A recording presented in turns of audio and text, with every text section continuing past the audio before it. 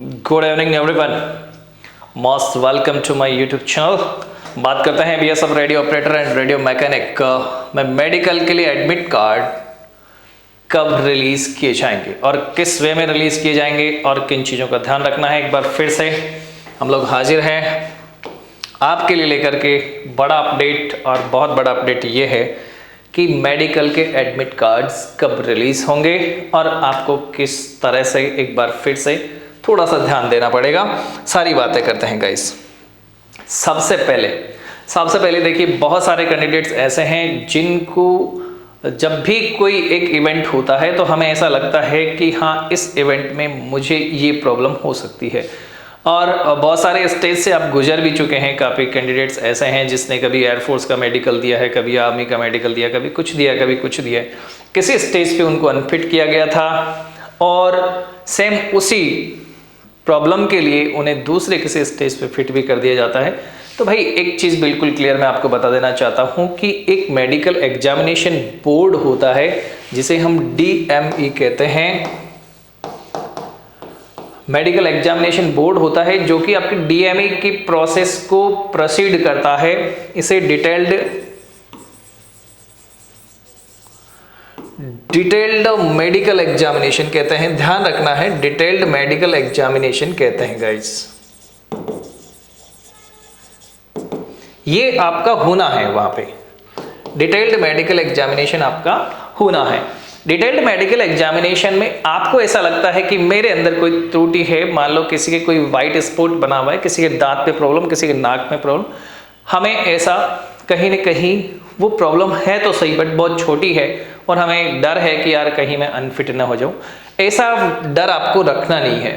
Actually क्या होता है कि कई बार मान लीजिए किसी के कोई दांत में प्रॉब्लम है और आपने मेडिकल करवाया कि एयरफोर्स में, कहीं आर्मी में, पुलिस में, और आपको फिट कर दिया गया हो और अनफॉर्चुनेटली किसी दूसरी भर्ती में आपको अनफिट कर दिया जाता है।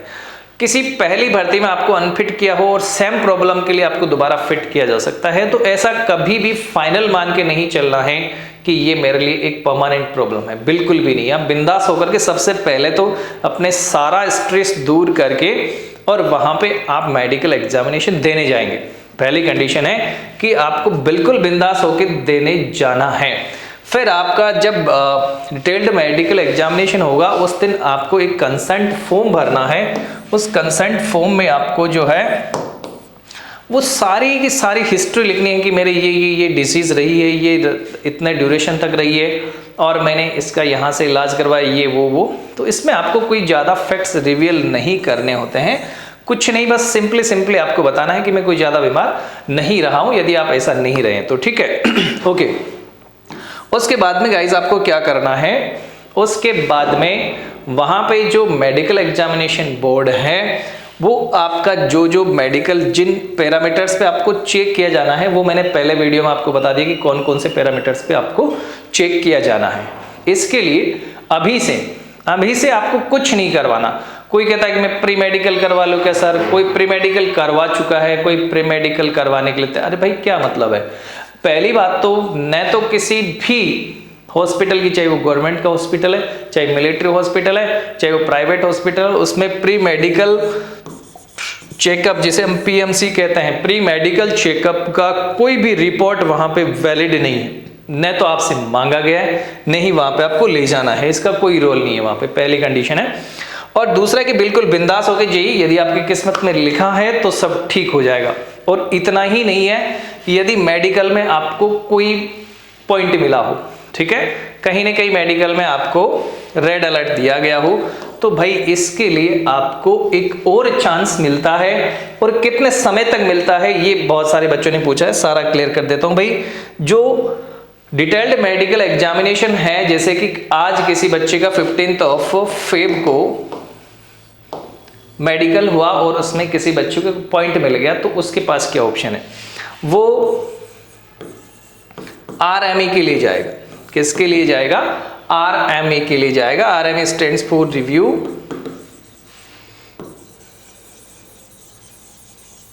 Medical examination.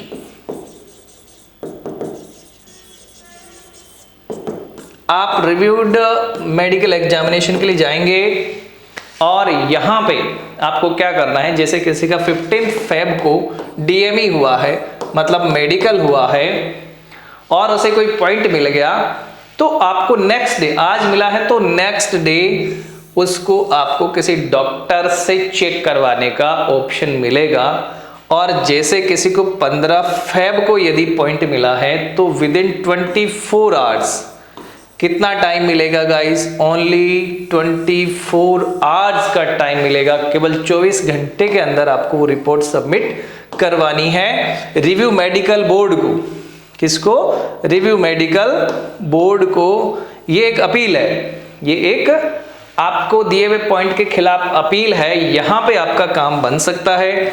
मान लीजिए कि पहले जो मेडिकल कर रही है टीम, जो कि डिटेल्ड मेडिकल बोर्ड है, एग्जामिनेशन बोर्ड है, उसने आपका मेडिकल किया और उसको आपने कानों में मान लो कि ठीक से वैक्सीनेशन नहीं करवाया और पॉइंट दे दिया कि कान में पॉइंट है, आपने वैक्स कान साफ नहीं करवाई, ठीक है। अब आपको पॉइंट दे दे तो आप ईएनटी वाले डॉक्टर के पास जाते हैं और अपना कान ठीक करवा लेते हैं, साफ करवा लेते हैं, कान एकदम साफ हो गए, आपका पॉइंट वहां से दुरुस्त हो चुका है। तो अब आप क्या करेंगे? अब आप अपनी रिपोर्ट सबमिट करा देंगे और नेक्स्ट डे जब आपका RME रिव्यूड मेडिकल एग्जामिनेशन होगा तो उसमें आपको बिल्कुल ग्रीन कार्ड मिल जाएगा कि आप फिट है, ठीक है। तो इस तरह से आप फिट हो जाएंगे, तो आपको बिल्कुल भी पैनिक नहीं होना है।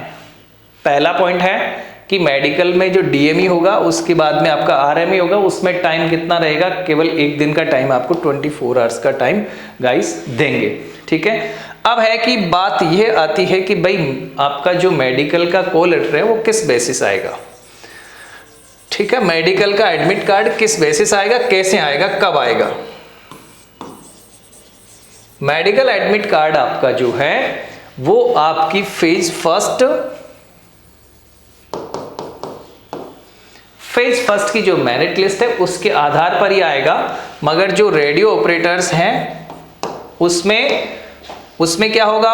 उसमें होगा भाई फेज फर्स्ट की मेरिट लिस्ट जो आई है, जो पहले डिक्लेयर हो चुकी है, प्लस डिक्टेशन में पास हुए हुए कैंडिडेट्स, डिक्टेशन में पास्ड कैंडिडेट्स, उनको मेडिकल के लिए बुलाया जाएगा, रेडियो ऑपरेटर्स को, ठीक है। डिक्टेशन में बहुत सारे सेंटर्स, आधे सेंटर्स मैं कह सकता हूं जिन पे फेल पास आधे से भी कम है भाई, आधे से भी कम सेंटर्स पे डिक्टेशन में कौन क्वालिफाई हुआ कौन नहीं हुआ उसको सुना दिया गया रिजल्ट को इंस्टेंटली कि ये बच्चा फेल हुआ या पास हुआ। मार्क्स तो रेयर चांस में किसी बच्चे को बताए हैं, कुछ एक सेंटर्स पे बताए होंगे, बट मार्क्स ज्यादा रिवील उन्होंने नहीं करे हैं। तो आप पैनिक नहीं होगी हमें मार्क्स नहीं बताए तो कोई दिक्कत नहीं, आपको मार्क्स नहीं बताए इसका मतलब आप फेल नहीं है। जब तक आपका मेडिकल का कॉल अप लेटर नहीं आता है तब तक आप फेल्ड नहीं है, तब तक आप अपने आप को क्वालिफाई मान के चले।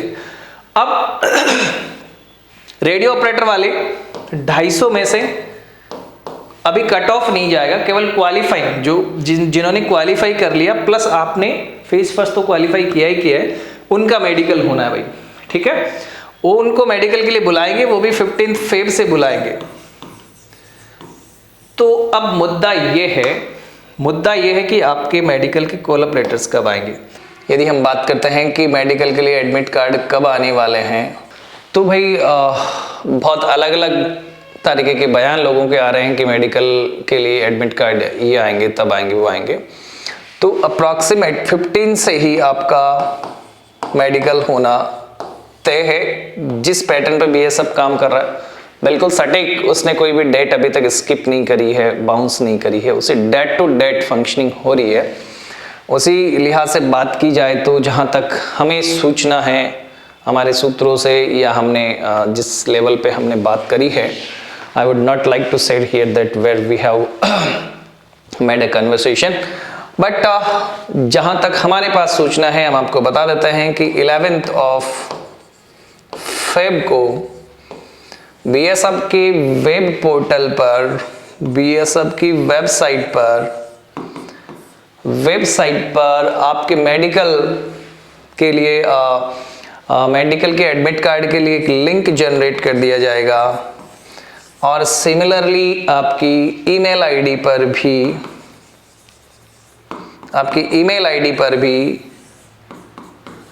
आपका जो है मेडिकल का कॉल अप लेटर जारी किया जाना प्रस्तावित है। तो गाइड सबसे पहले तो आप लिंक से ही अपना आईडी एंड पासवर्ड डाल करके यहाँ पे अपना मेडिकल का एडमिट कार्ड डाउनलोड कर पाएंगे और पूरा बीएसएफ जो है वो पूरा बिल्कुल 100% बीएसएफ का ये है कि भाई वो 11 फेब को ही रिलीज कर देने का है।